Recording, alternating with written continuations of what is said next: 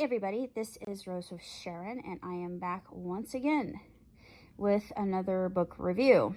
Now, you probably know me, and if you know anything about me, you realize that my grandmother, my maternal grandmother, was a massive fan of Gene Stratton Porter's works. And this woman, she was a prolific writer, and she was a naturalist in every sense and definition of the actual word naturalist. And she was curious. She was a woman who really didn't mind getting her hands dirty, which I absolutely love, because as a child I was exactly like that.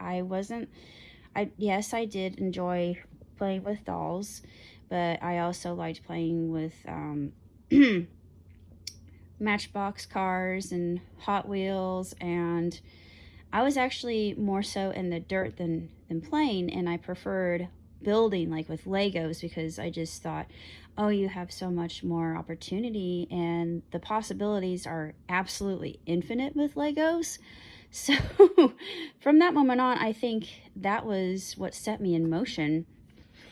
And you can see with these particular novels, they're based in Indiana, which was Jean's stomping ground. And there is a place that you can visit that actually is dedicated to her. I think that's where she lived, if I'm not mistaken, but I've been there, and it is absolutely glorious. If you ever have a chance to go, please do, because it is worth every second that you take in. I should have gone on the tour, but I didn't. I need to go back. But it takes your breath away. There's so many specimens to look at. They're absolutely fascinating. And it is a real treat for the nature lover and naturalist and conservationalist and those of us scientists who just love all God's green earth. And this was woefully short. It took me maybe a couple weeks in all to actually go through all 3 novels. And each novel in and of itself is very enjoyable and entertaining. And you come to get to know all these characters. And yes, there are tragedies involved with these characters, and it just makes me have that much more respect. It's just like Little House on the Prairie, when I was reading those books by Laura Ingalls Wilder, and I thought, this is why I enjoy this book, because it has the same kind of tone as those books did, and didn't sugarcoat anything, and you got to learn quite a bit about the pioneer life. And yeah, it was hard, and that's probably why I like Westerns most of all when it comes to cinematography and storytelling. And a good contrast would be cyberpunk, because cyberpunk is similar to a Western in the fact that it is a very unforgiving atmosphere, sort of like the apocalyptic Mad Max and Fury Road. And we get into just how unforgiving and uncivil and unhinged these people are, and how angry they are. And of course, I like the whole idea of the anti-apocalyptic film, which is more sci-fi, which would be Fifth Element. Fifth Element has a solution, and of course that would be that of love. And I think, well, why can't you do that in an apocalyptic film? Actually, one film did do this. Yes, it was violent, but it had a solution in the fact that Eli himself had the only copy of the Bible left, but he was the only one that could read it.